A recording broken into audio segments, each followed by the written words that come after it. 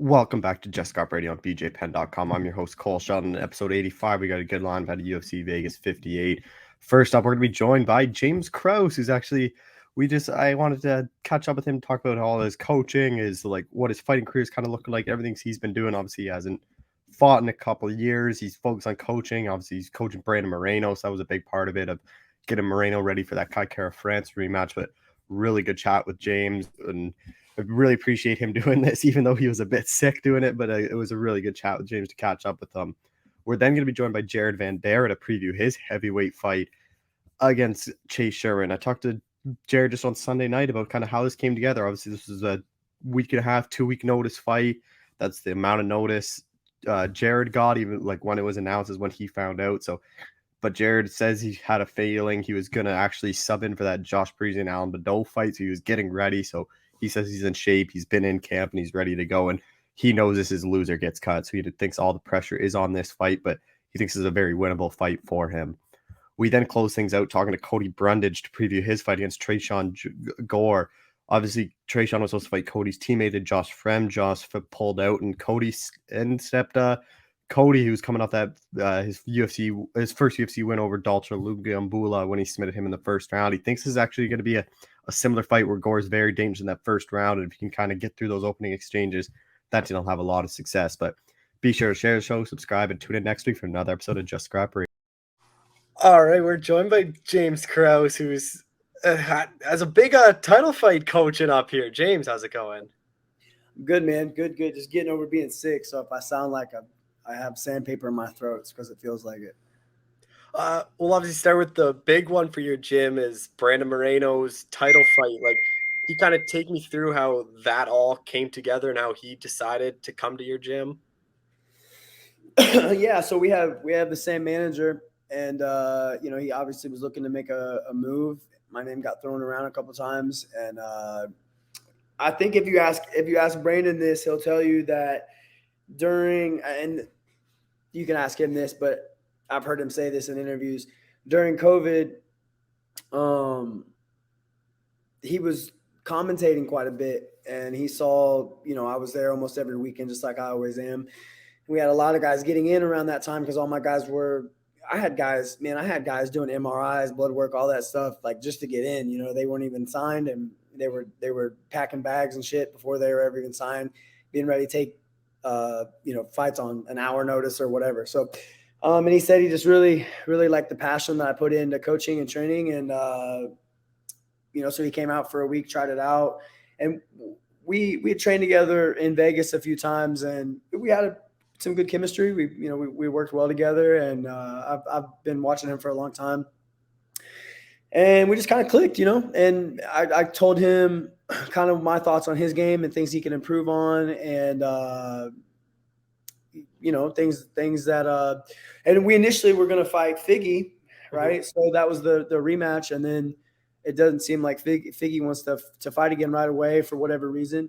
So, in comes Kai France, and they've already fought, but I think both of them improved so much. I'll be honest, I haven't even really watched that fight. I have watched it, but in terms of game plan and stuff like that, I haven't referenced that fight a ton just because I think they're both completely different fighters since that fight. And then what do you think it kind of says about you as a coach than just your gym where you have a former champion coming out to Kansas? Because whenever I talk to Jeff and Tim, they always joke, like, no one's coming here for the weather, like anything like that. Like, You're in the middle of nowhere. Like, what do you think that kind of says about you? Because for the longest time, everyone just goes, oh, James is an underrated coach. But now it finally seems like you're starting to get that, like, respect. And now people are coming with a former champ wanting to come learn underneath you.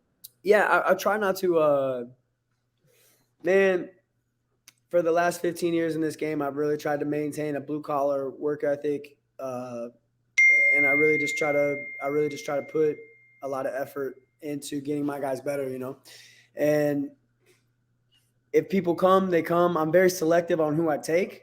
I'm very picky on who I want to come. I don't want to add a bunch of people. I like having a full gym. We have, 40 to 50 on the mat every day at 10 a.m. That's nice. I like that, but I want the right people. And Brandon fits our culture very well. He's a student of the game. He's extremely humble. And not just him, you got Masio Follin, Marcelo Rojo. These guys come with him, and they're also great fits as well. So for me, it's not about I don't really care like who you are and what you've done and where you're going. That doesn't. I want to coach people that I want to coach. I spend a lot of time in this, and I think any of the coaches that do this, like every weekend, like I do, I think there's probably like 5 to 10 of us that are there a lot. Maybe more. But I think they'll all tell you at some point this becomes very tedious. So you really have to enjoy who you work with. And that I'm really picky about who I work with. And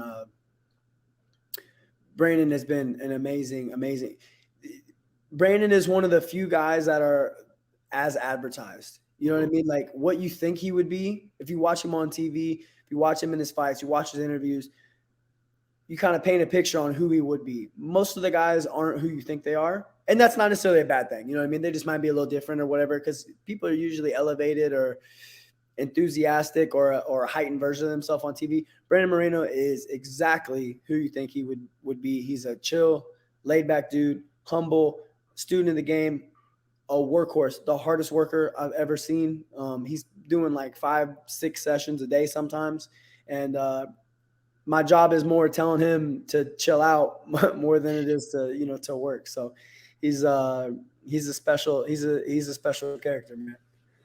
And then his fight against Kai, like, how do you think they match up? Just because, like you mentioned, they fought, what was that, like 2018 or 19 they fought? Like, both of them have been on, like, really good runs since then. So, like, how different do you think this fight is than the first one? I think it's a lot different. I think Kai's got some confidence underneath him. He's obviously improved his game. I think he's much more well-rounded than he used to be. I don't think he's like a stellar grappler, but his anti-grappling is elite level. We saw what he did to Askar in terms of anti-grappling. It's not like he's out-grappling Askar, but he's anti-grappling, and that's just as good if you can keep it on the feet,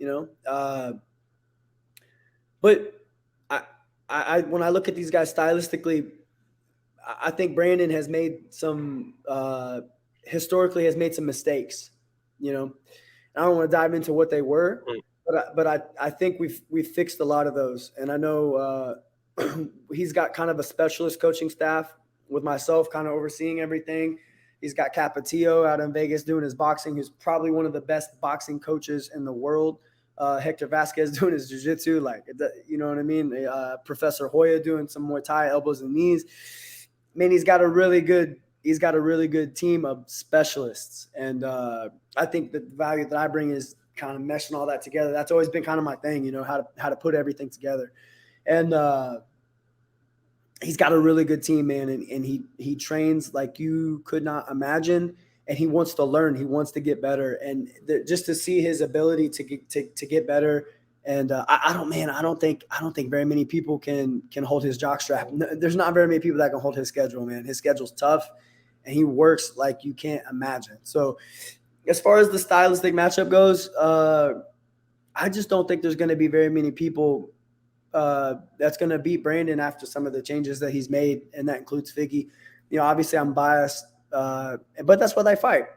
That's why they fight. I think it's going to take somebody a little bit more well-rounded than Kai to get him out of there. And I think Kai's it's really difficult for me to see Kai beating Brandon over the course of 25 minutes. Mm-hmm. You know what I mean? Like, it's really difficult for me to see Brandon lose 3 rounds to him.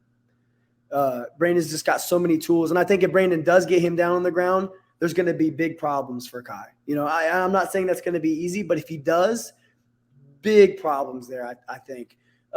It's just, I'm not saying it can't happen. Man, listen, to disrespect what Kai is doing right now would be so stupid. So we are treating this, we're looking at this like he's very good because he is. He's elite level because he is. We're taking him very, very serious. It's just difficult for me stylistically to see a scenario where he outpoints Brandon for 25 minutes. It's hard for me to see. I think he's got to finish Brandon to beat him. I could be way wrong.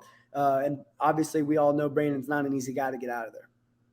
And then, like, obviously you kind of mentioned like his work ethic, but what's that been like? Like, is that kind of rubbed off on guys like Jeff that's in his division, or like even other guys in the gym kind of seeing what it takes to get to that championship level? Listen, everybody at my place is a workhorse, but their eyes are all kind of getting open to the different level of commitment of being in the UFC and being a world champion in the UFC. You know, and I think that's really good for guys like Jeff and any of the guys, really. You know, it's listen. I think there's some things that Jeff has brought to Brandon, and I think there's some things that Brandon has brought to Jeff. That's the point of bringing somebody else in to commit to the culture. We have a very shared culture, you know, and I think both these guys are bought in. You just gave two great examples. These guys feed off each other, and that's what I love about Brandon is he's still a student of the game. You know, he is not afraid to learn from somebody else, but he's also not afraid to bust your ass if stuff gets a little dicey. You know, he's a fighter at heart. I know you've coached title fights before, but like, if Brandon gets it done, like, what would that mean for you to finally get that champion that you've coached? Yeah, I'm 0-2. I'm 0-2 in title fights. You know, and you want to get two of the best ever, though. Like, you gotta. It doesn't matter, though. You know. Yeah. It doesn't matter. It is what it is. It doesn't. It is what it is, man. If you're a world champion at this level, you're the elite of the 1% of the elite. You know, it is what it is, man. That's what it takes. So that's what we got to do. You know, so it would mean a lot to me. It's a bucket list for me as a coach to coach a world champion. You know, you can't find an interview saying that I wanted to be a world champion fighter. It was just never important to me. But you will find interviews of me saying I want to coach a world champion. And, you know, I feel great about July 30th being my first world champion in Brandon Moreno. But once again, that's not even a concern of mine. It is, but it's not. You know what I mean? Like I can't look at that. I can't look at the end of the road. We're at the starting line. I can't look at the finish line yet. There's a big, long process that has to go into that, and I'm willing to pay the price with Brandon to get there. And then even though it's an interim belt, like I kind of think the winner of this is eventually going to get promoted. Like I have a hard time seeing Figueiredo come back to follow. Like, is that your kind of thoughts? Is like winner of this one eventually become undisputed? You don't think so? I don't think Figgy's cutting down to 25 again. I think he's going up to bantamweight. I'll be honest, I hadn't thought of that. Yeah, I don't know. And then, but maybe if Moreno wins, I could see him like, I guess maybe. But then even with Moreno, like maybe he says like, oh, I've won twice. I don't need to, or I've won, or I guess they have the draw. But like, I guess maybe doesn't. Moreno's the money fight. Yeah, you know what I mean? Like Moreno's the money fight in that division, and I hadn't thought about that, you know. As the champion, you don't really get to pick. You know what I mean? That's the whoever it is. I'm gonna put the work in with Brandon to make sure we get that title on the 30th and we keep that title for as long as we can. If it's Figgy, if it's Kai, whoever it is, you know what I mean? There's a murderer's row in that division, at both divisions. You know what I mean? So if Figgy's not coming back down, he's going to 35, which. Any easier. If anything, it's harder. So I think the top 5 of that division you could interchange as the champion, no problem. And you know, it's either way. They're both tough divisions, you know. So I think that listen, Kai's in front of us. That's the only thing I have on my mind right now. We need to win that title on July 30th, and we have every intention of doing so. I just want to touch on a few other guys. Like obviously James Gallagher's come over. Like that, I think that surprised a lot of people when they saw he was there, just because he's like an Irish guy. Like, how did that one kind of come together, and how is he kind of fit in the gym? Yeah, same nutritionist. We have the same nutritionist, and he came over, tried it out for a week, and just decided to stay.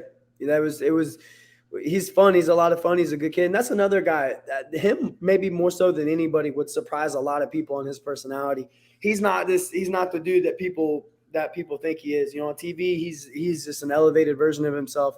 And I think on TV, what he tries to do is he tries to create like this massive amount of pressure on both fighters, right? Like, it's like, hey, I'm going to dig us into this verbal vomit of pressure, and he likes to hang out there. You know, he's good at it, and it does not bother him to be under that scrutiny and under that pressure.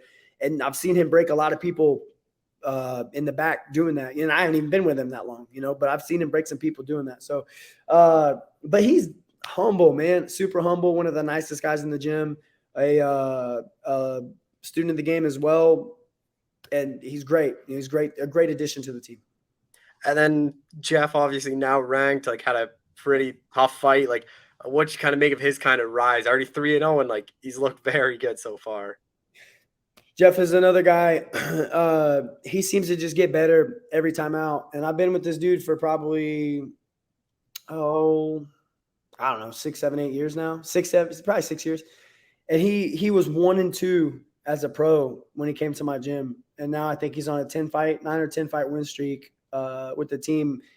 And I think he just, man, he's so good. He's probably the closest thing to my style of fighting. I don't know. Maybe you guys from the outside could confirm or deny that. But as far as the closest thing to me, he's one of the easiest guys for me to coach because he works very well in presets. So like I can hold pads for him and not even say, like, I know where he's going to go before he's even going there. Like, because a lot of his stuff is similar to mine. So it's very easy for me to help him and to advance him because I can relate to him more than a lot of the other guys. He's got my style. So it's easier for me to make lemonade, if that makes sense. Just the last thing I kind of wanted to touch on yourself. Like, I know when we've talked after, like, even the Claudia win, you said, like, you weren't sure if you'd fight again just because you're so busy with coaching. And, like, I remember even the stuff that sticks out still is what you said, like, you just want to end on a win and, like, financial freedom and travel the world was kind of, like, the things from fighting. Do you ever think about coming back, or is it still just you're so busy and if maybe something short notice came up similar to that Claudia one, they would jump at it? Listen, I really struggle with it because the three things you're talking about: go out on a win, be financially free, and go out on my own terms, not like the UFC kind of giving me the elbow, like, bro, you lost 3 in a row, you got to go. I don't want that. I really have no intention or desire to, like, I'm not actively looking for a fight. Mm-hmm. But if the perfect scenario were put in front of me with the right amount of money, I would do it. I think every day that goes by, the likelihood of me doing that becomes less and less. I see this day in and day out now where there's guys overstaying their welcome. And it seems like every week we see somebody like, oh gosh, that guy's just, he shouldn't be here anymore. You know what I mean? Mm-hmm. There was one last week. There's one the week before that. I bet if you guys look at the card, you know what I mean? You'll know who I'm talking about. And that's not, listen, I'm nobody to tell somebody that they should be done. But from an outside perspective looking in, I personally would rather be like, hey man, that guy quit a little too early than that guy quit, he should have been done a few fights ago. You know what I mean? And that's just me. I'm nobody to say, hey, you should be done. I'm nobody to say that. But I think if you took a majority vote on these people that I'm talking about, you would get a large majority say, you probably should have called it quits. I'm not actively looking for a fight, man. And I think I tell this to my fighters. And this is super important. I've been on this a lot lately. I think a fighter, especially when you get to a certain level, and anytime that you as a fighter at any point say, I don't know if I want to do this anymore, I think that should automatically spark a question in your head of, what do I need emotionally to be able to walk away from the sport? Not credentially, because you could say, I want to win the title. Yeah, dude, but like, man, let's be real. The odds of you winning that title are slim to none. And whoever I'm pointing at, the odds are not for you, right? That's not whoever I'm pointing at. It doesn't matter who it is. The odds of that person winning a title are not very good. That's just the facts, right? But what do you need emotionally? What do you need to be able to say, man, I'm good. I feel good about this.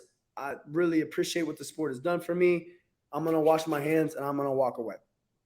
For me, those three things are what I needed, right? Emotionally, I needed those are the things that I wanted. I know financial freedom isn't really emotional, but you understand what I'm saying. It's not a credential thing like, 50 wins. And you can do those if you want. You can add those. But it's hard to do 50 wins if you're like 12-1 and you're already having that. You know what I mean? Like, don't disrespect the game. That's the number one rule. Don't disrespect the game. That can mean a bunch of different things, but you understand what I'm saying. But what happens is these guys go down a rabbit hole, and it is genuinely a drug addiction. It really is. They want that dopamine hit because a lot of these guys don't come from much to begin with. They don't. There's an emotional void already in their life because, I mean, if for fuck's sake, why would you fight for a living? You know what I mean? If you had a great upbringing, why would you fight? You know what I mean? So what happens is these guys, they fight and they identify with the result of their last fight. So, hey, I won my last fight. I'm a winner now. I feel like a winner. I am a winner. But when they lose, they are a loser now. And all they want to do when you're a loser, all you want to do is be a winner again. Mm-hmm. So you go out and you fight. Well, man, ask any of these fighters. After you've won, that feeling of being a winner, it wears off pretty quick. Like a week, 2 weeks, 3, a month, 2 months even, 3 months even, 6 months even. At some point, it wears off, and you need that hit again. You need that hit again. So when you do that, you put the result that you identify with back to risk again. But when you lose, you feel like a loser again. And when you lose, all you want to do is feel like a winner again. And then it just becomes this vicious cycle that they can't get out of. Or you go down the money train where it's like, I have to fight to keep my bill, to pay my bills because they don't have anything else going on. So I just don't want to get caught up in that. I live in a beautiful home. I drive a nice car. My bills are paid.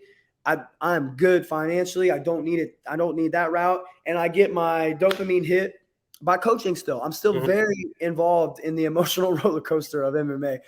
Sometimes it's not fun, but I'm still very well involved, if not more involved now. So I still get the hit. I still get my fulfillment out of the sport. And I don't need to fight anymore to get that to get that feeling. I don't identify wins and losses. To me, the sport is a platform for me to shake and move and help other people. It's not my end all be all. If I lost 10 straight in a row, which I would never let that happen, but if that happened, I would not be a loser. I'm still a winner. I'm doing great things. I'm helping people.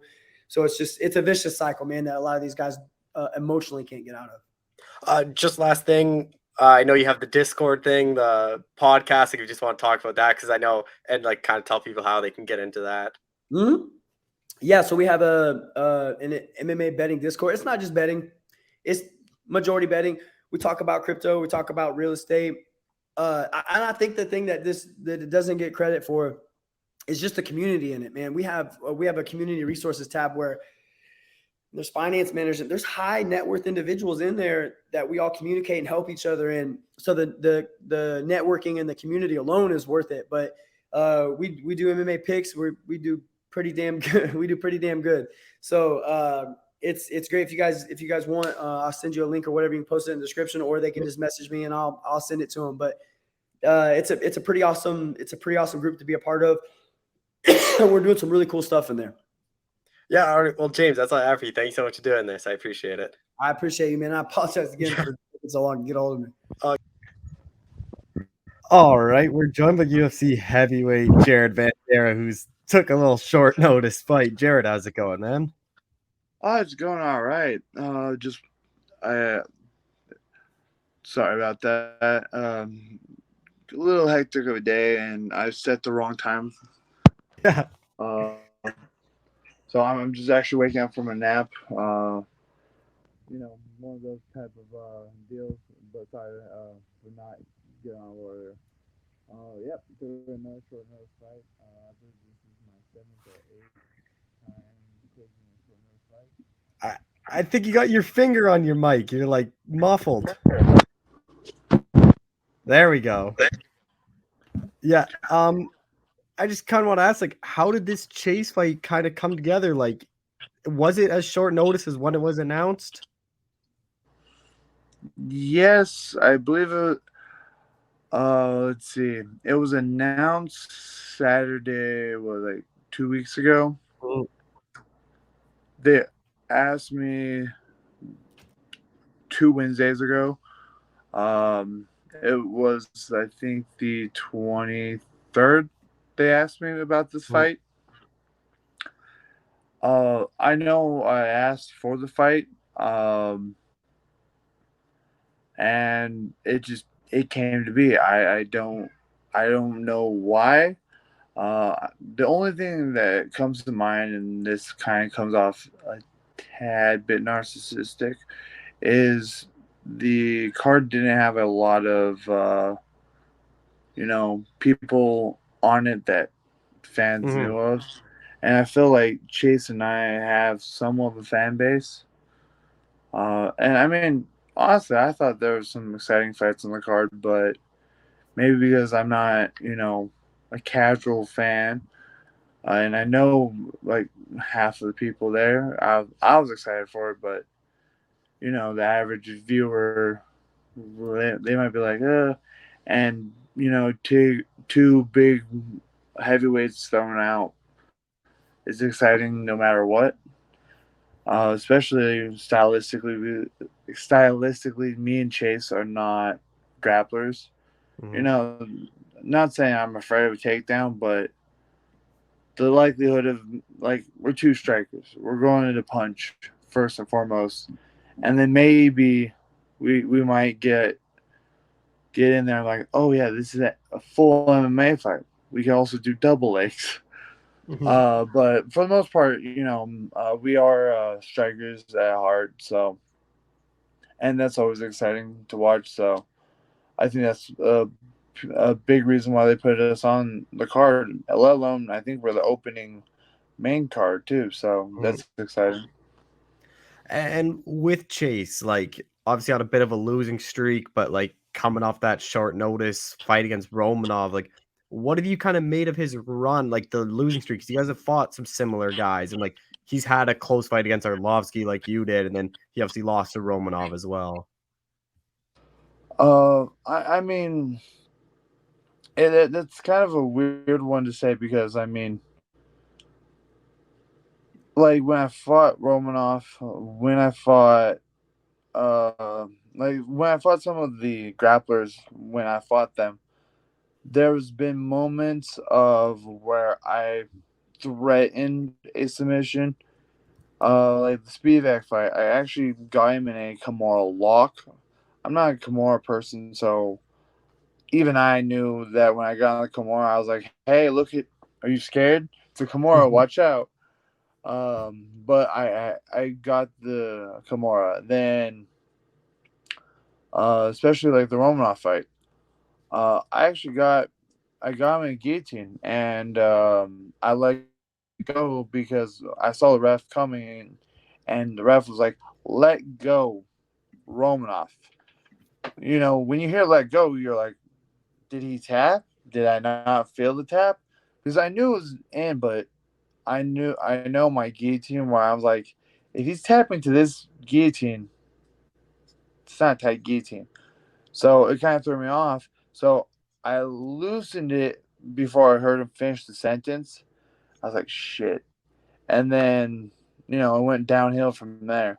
Mhm. Um, and then it just, like the Orlovsky fight, I was like, I knew I outstruck him. I had more position.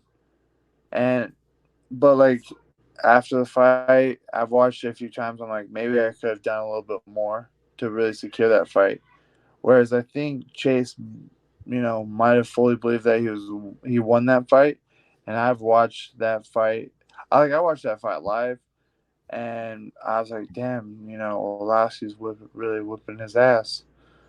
And more I watch Chase, I'm like, wow, more holes that I see.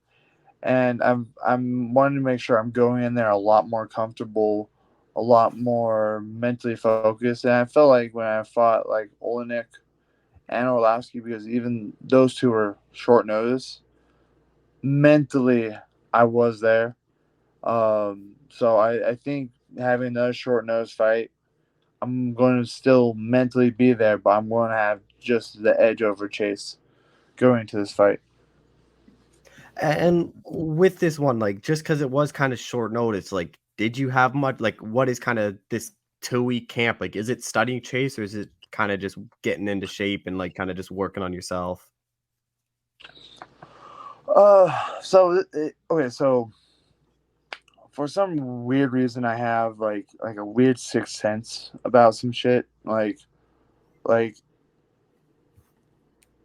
was it like maybe like 6-7 weeks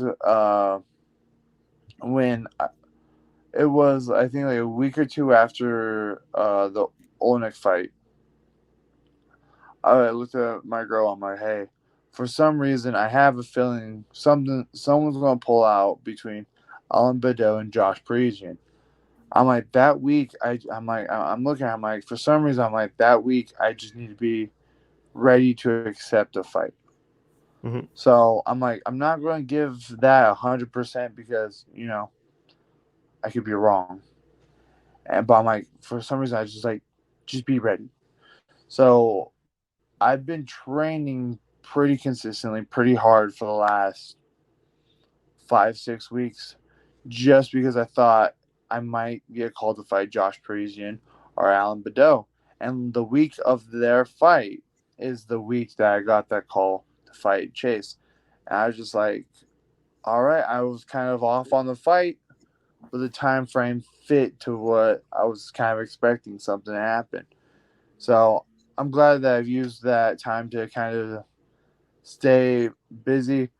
Um, I wish I had a little bit longer time to really focus on fully dieting. I was in the middle of trying to do a recomp versus a bulk up and lean out scenario. I felt like a slow recomp was the better choice. So I feel like I've lost a little weight, put on a little muscle, but that process takes a lot longer of a time than bulking up than leaning out. But I hate doing those two extremes. I figured a slow, steady recomp would be a better option for me.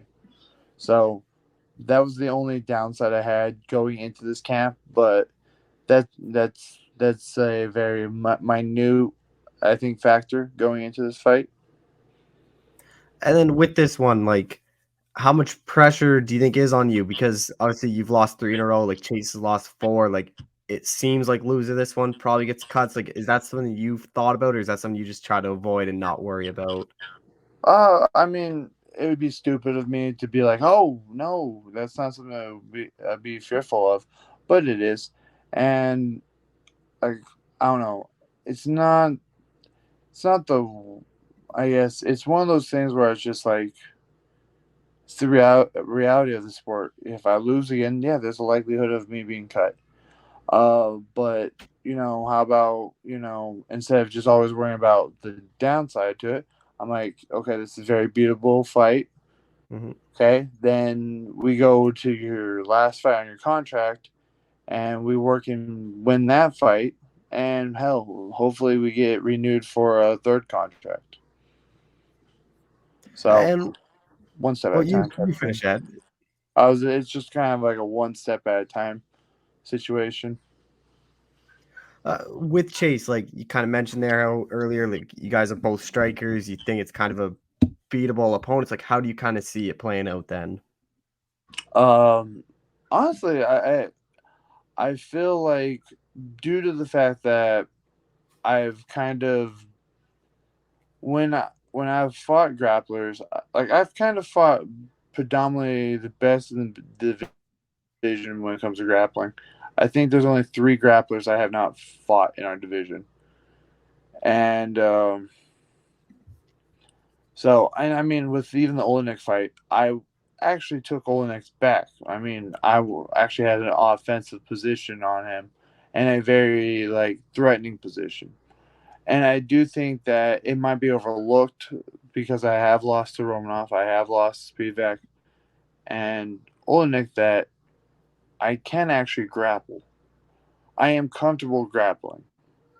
And one of the factors that I didn't address in those last 3 fights, and the reason why I wasn't addressed earlier, was it wasn't looked at as a problem. But I really revisit my grappling after the Olenek fight. I'm like, why, and where did I fail at?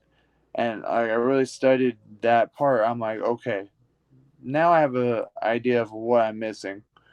This is something I could do and improve. So I'm hoping a piece of me is kind of like, I wonder if Chase is going to try to wrestle me.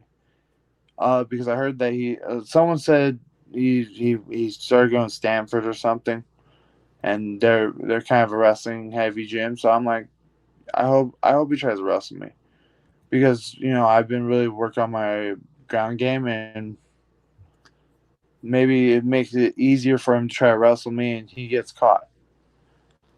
So that's something I'm hoping for. But if not, like, I've been working on my striking too, get him pinned up against the cage, then maybe I shoot on him. It's like just keep this keep him guessing. I think would be a big issue, because if I take him down once, he's like, ah, shit, he might take me down again, and that's all I need. I just need to create that doubt, and I think that doubt alone will take me a lot further than it has beforehand. So that's kind of the game plan going into this fight. And then you get your hand raised. Like, where do you think that kind of puts you in the heavyweight division? On a winning streak, in the win column, where I don't know. Just because, I mean, you sit there and, like, again, like I said earlier, I've accepted like 7, 8 short notice fights. So I'm not making excuses, but there are certain things I failed to do leading up to certain of these fights. The Olnick and Orlovsky fight, I should have denied because I wasn't properly training. But I've just never been that person. Um, I took, like, I tried to change ever since I got into the UFC, I changed my training schedule just to see if I could improve or do things. And honestly, I realized that I started sucking more. Like, I watched some of my stuff, I'm like, damn, like, I'm kind of trash. Like, this isn't me though. I'm like, I'm not seeing the results. I'm not seeing what I got myself into the UFC for. So I'm like, all right, let's go back to the things I was doing back in the past that, put me on a winning streak. Things that put me in a potential, like when I first started my MMA career, I was 5-0, and I was already being scouted out by the UFC. And then I kind of took my foot off the gas pedal, and I started to listen to everybody, like, oh, you should make sure you have all these people in your corner. This person will help you. That person will help you. And more I try to get these people to help me. More and more I realize that they don't give a fuck. Like, they care as friends and family, but at the end of the day, they don't care. They don't see they don't see that it was actually holding me back and making me kind of suck. So I'm trying to, recapture some of the proper things I was doing in the past, add it now with some of the things that I have learned in the future, and hopefully I could make a fucking good enough cocktail to whip fucking Chase's ass and several more down the line to actually put myself in, the top 15 fairly, put myself in the contention to be a champion. Like, yeah, my run's been shit right now, and I think I could easily get back into at the right mindset to have put myself in the top 15. And then I know after your last fight, Alexei was showing you that move backstage. Are you gonna pull that out in a fight then? I've definitely practiced it. It's not my top 10 submissions yet, but it is something I have definitely worked on. I've actually worked more on the scarf hold that he caught me in. I don't know why. Like, I was like, like, having it felt to me, and like, I have had actually people that I've rolled with, kind of like, oh, it wasn't that bad. So I've purposely gone on my way, got really good at the scarf hold choke, just to shut some of these people up.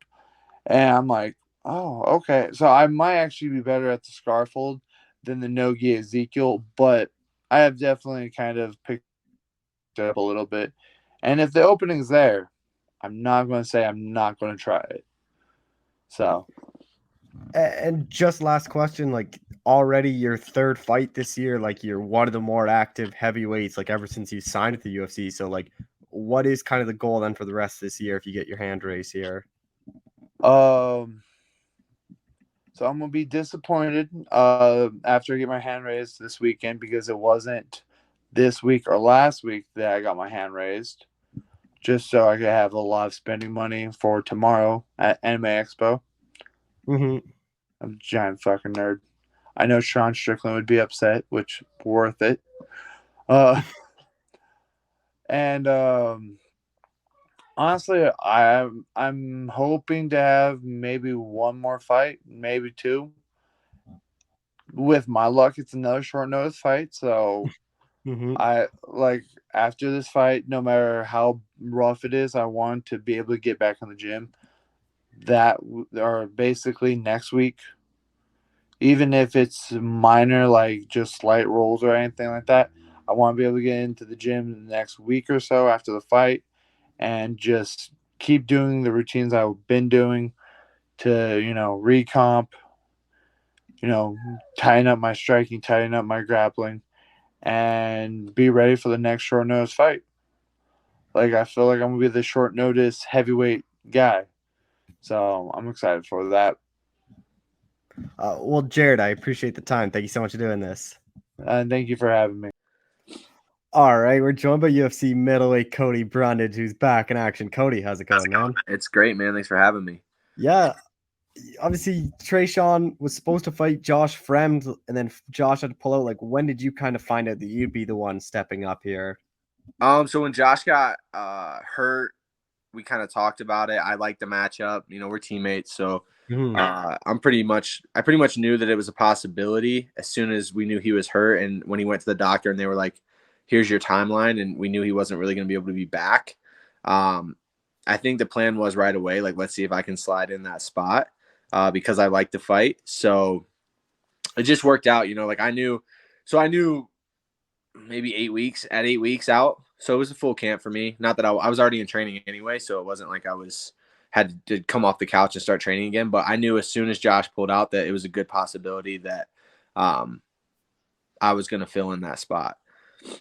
How much of a benefit was that then, where you're already working with Josh, helping him prepare for this guy, and then you guys obviously share the same management team, so I assume it was probably pretty easy for you to slide in. Yeah, it's definitely a benefit. I like the matchup. I think it's on paper it's an easier fight than my last fight. I fought Dolce, who's just got more experience. He's got more UFC fights. He's fought tougher competition. So I just thought it was a good matchup when Josh got it. And I remember telling Josh that, like, man, I love this matchup for you. I think it's going to be a great fight for you. So then when Josh fell out, I was like, oh, this would be awesome. I can slide right in. It was the timeline anyway. I wanted to fight in July. So it was working out. With Trayshawn, like, how familiar were you with him? Like, on Tough, he looked really good. Then obviously he had the injury, and then his debut, like, it was kind of disappointing. Like, he talked all that stuff, and like he just didn't throw much. And when he threw, he kind of had Brian Hurt. He just never really went for it after that. Yeah, I've known of Trayshawn. We're both from South Carolina. He's actually trained with some of my old college wrestling teammates at Lima's team in Atlanta. So I've known of him. I actually filled in. He fell out of a fight when we were both on the regional scene, and I jumped in and filled in to fight the guy he was supposed to fight. So I knew we kind of would run into each other. I thought we would. I thought he looked good on Tough, but I didn't think he looked that different against Battle, to be honest. He's a super low volume fighter. He hasn't in all his fights. When he fought Gilbert Urbina, it wasn't like he was coming out with crazy volume. Gilbert Urbina was chasing him and got caught. He got dropped a few times in that fight for sure. Like, Trayshawn definitely has power, but I don't think he's super active. I think Brian kind of said it best. Like, I think he's pretty one-dimensional. I think he's, a straight-up striker. You never see the guy grapple too much. Not that he doesn't have that ability, but he's never trying to. He's never really trying to push the pace that way. And I think most of the guys that he's fought, he hasn't respected. And they have too much respect for him, if that makes sense. Everyone he's fought, he's put on the back foot because they're worried about his power. And I think he's just going to have a really hard time doing that with me because I don't really, I'm a bully fighter too. I'll meet you in the middle. We can collide in the middle. And with Brian's, I think, really, really good at distance management. I think he showed that on Tough. He showed that in that fight against Trayshawn. But he was on the back foot the whole time. And I don't think Trayshawn respected his power. So I think that's why he was able to kind of keep him on the back foot and hurt him with his back against the cage. But yeah, I mean, I thought Trayshawn's good. I think he's a regional level fighter. I'll be honest. I think he hasn't fought anyone other than Brian of very high caliber. And that's not a knock on them because I feel like me and Trayshawn and Brian and all the guys that were on Tough are kind of like at the same point in our career experience wise. But like Gilbert's not fighting in the UFC anytime soon. That Ryder kid's definitely not fighting in the UFC anytime soon. So and the guys that he fought before that were like 1-0, 1-1, you know what I mean? So the best guy he fought was Brian Battle, and me and Brian fought as amateurs, so I was taking his toughest fight as an amateur. So I feel like I have a lot of confidence in that. And with him being like low volume though, like, do you think he'll kind of change that now that he saw that it lost him the fight? Or do you think that's kind of who he is? And it's kind of hard to break those bad habits when you've been fighting for so long. I think he's terrified to get tired. And that's why he's low volume. I think that's who he is as a fighter. I don't think that's something that he's going to change. I think he can try to change it, but I think the reason he does that is because one, he's fallen in love with his power. You see a lot of power guys who don't throw a lot, they just try to find that one shot. And then also I think if he tried to turn up the volume, if he tried to get into the grappling exchanges, I just don't think he has the cardio for it. I really don't. And we'll see, because I know I'm going to bring the grappling. I know I'm going to bring the pressure.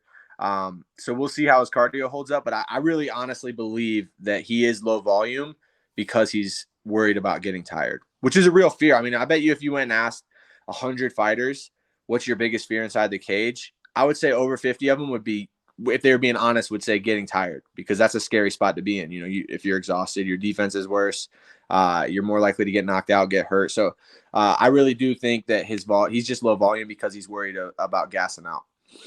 And then what you kind of make of his whole mentality, like ahead of his debut, like they were saying, he was already telling the commentators he's going to be like this double champ, and he was only 3-0. Like, what do you kind of make that? Like, obviously he has a lot of confidence in himself, but like at 3-0 in your debut, like he sure had to set like high expectations for himself. Yeah, I think it's good to have confidence, but I think that's kind of corny. I think it's disrespectful to the sport and to the people that have been in it a long time.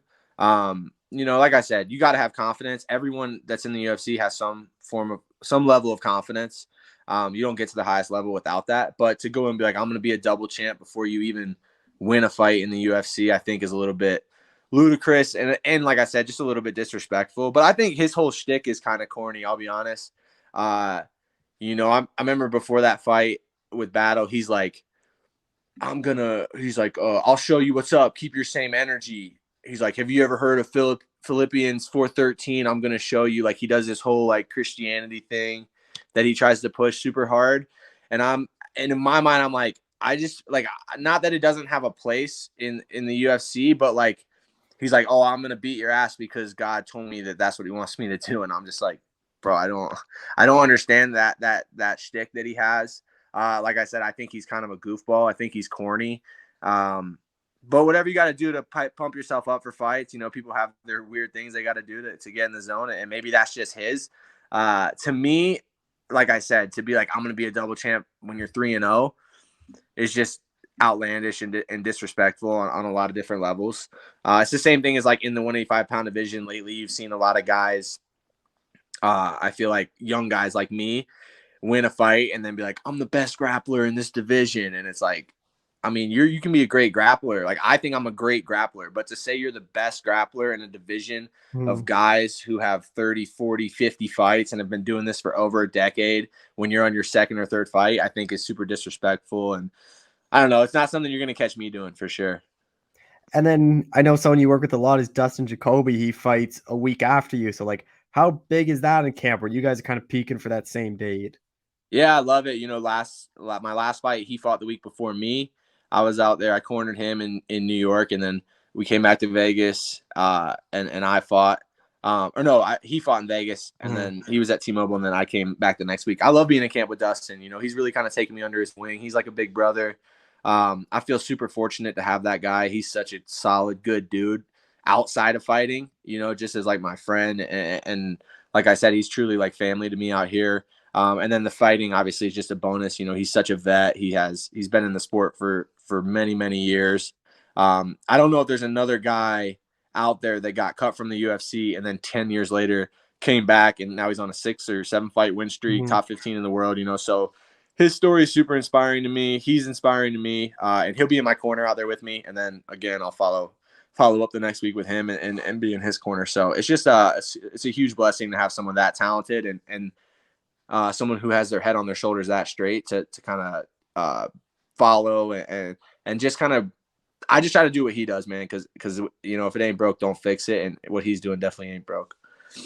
And I don't even think some people realize that he was in the UFC in like 2012, 2013. Like they probably think he's some new guy and just kind of rallying off some wins. Yeah, no, he was young. He was like 22, 23 years old when he got signed, went 0-2. They kicked him out.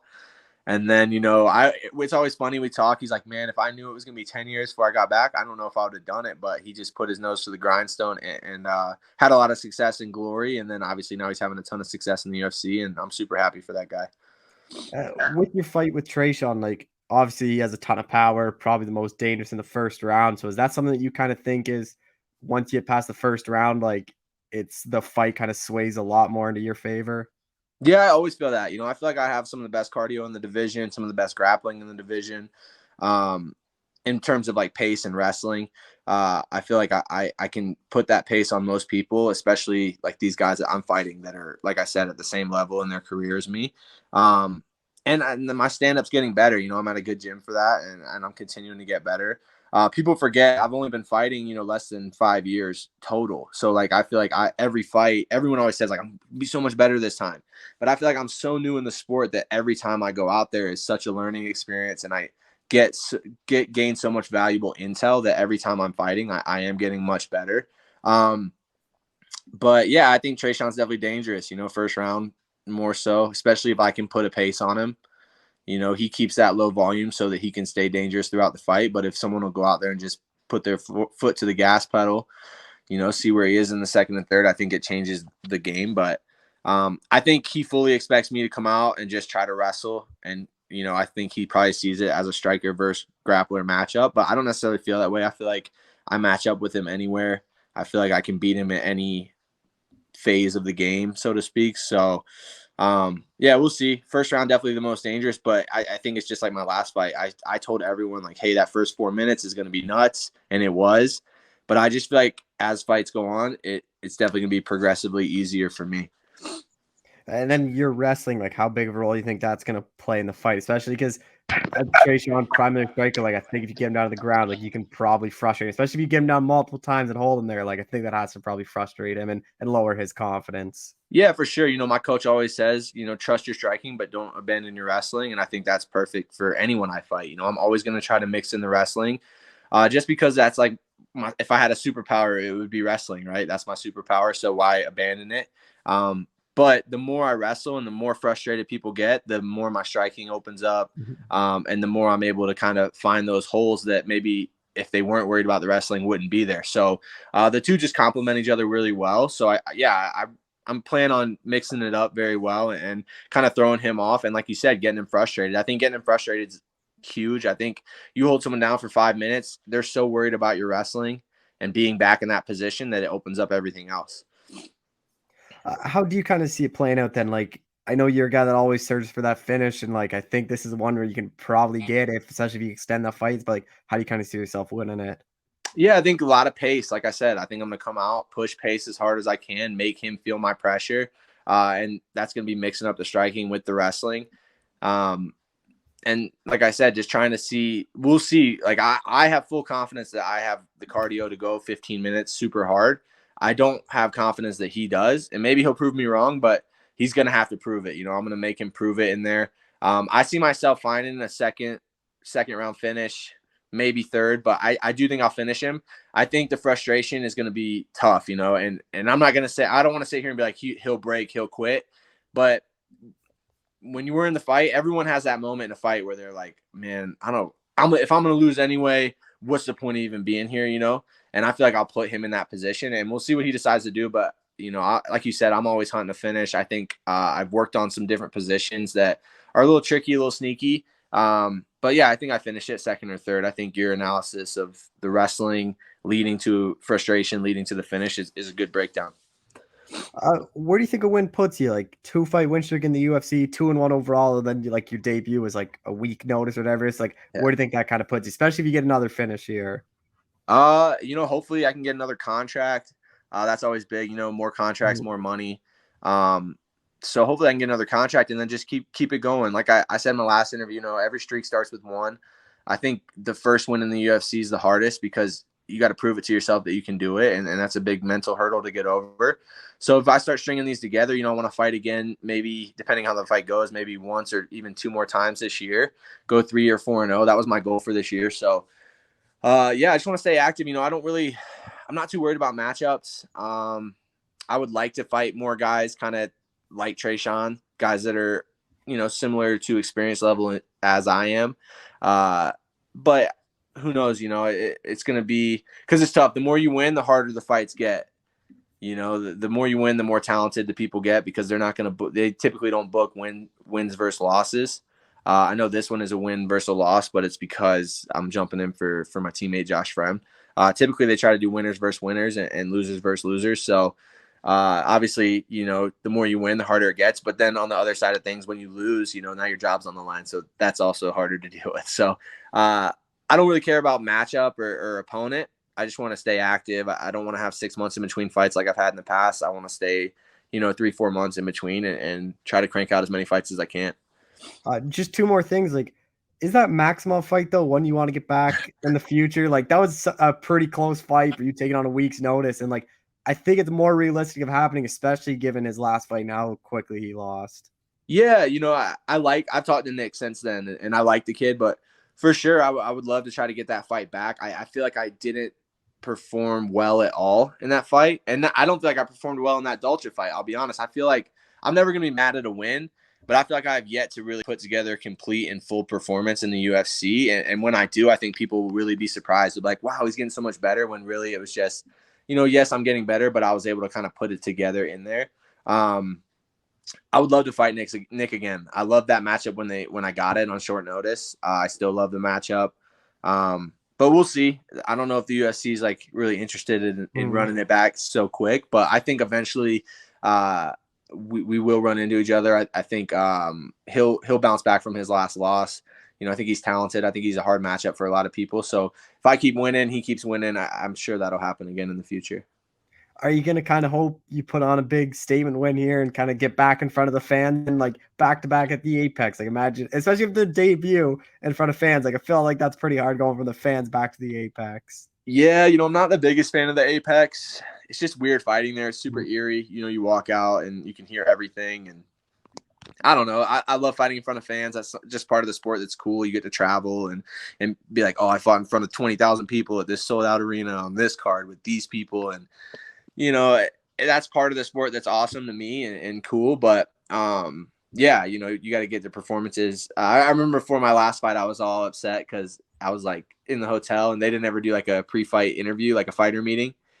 And I was telling my buddy Colin Anglin, who also fought in the UFC, and Dustin, I was like, man, they didn't even talk to me. And Dustin was like, yeah, but if you go win, they're all going to want to talk to you. I'm like, well, that's a fair point. So he's always keeping me level-headed in terms of like, if you win, the rest will fall into place. So I just got to keep winning. And yeah, hopefully I can get back in front of fans, because that's part of the reason we do it. You know, there's something special about that, making the walk in front of a bunch of people.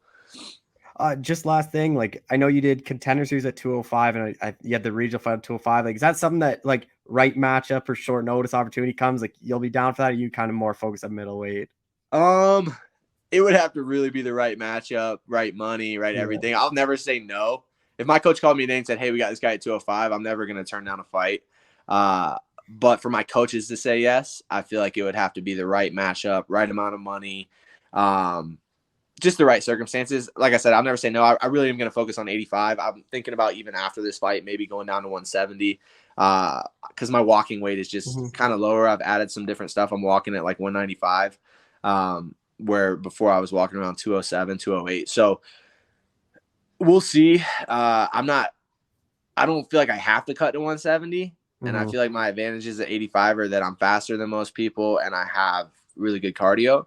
So those advantages kind of diminish when the lower in weight you go. But we'll see. It's something that I've tossed around with my coaches to think about doing. And I don't know. We'll just see how this performance goes and then we'll make a decision. But 205 is not my preference. Like I said, right circumstances, obviously I would say yes. But right now we're just going to focus on 85. Is that 70 thing like you'd probably have to do a test cut then to see if you could do it? Yeah, for sure. I would definitely end up doing a test cut, working with my nutritionist, Tyler Mitten. He's a beast. He does a lot of guys in the UFC, but working with them, working with the PI and just seeing, what's possible and still being able to perform. I feel like people get too caught up on cutting weight sometimes and they're like, if I just make this weight, I'll be huge. It's like, yeah, but then you have no gas tank and your chin's gone and you didn't get any better because the whole fight camp, all you focused on was the weight cut. So I don't want to be in a position where I'm doing that, but it is something that I would definitely test out and just see how I'm feeling and if I can compete. Well, Cody, I appreciate the time. Thank you so much for doing this. Yeah, thanks for having me, brother. Appreciate you.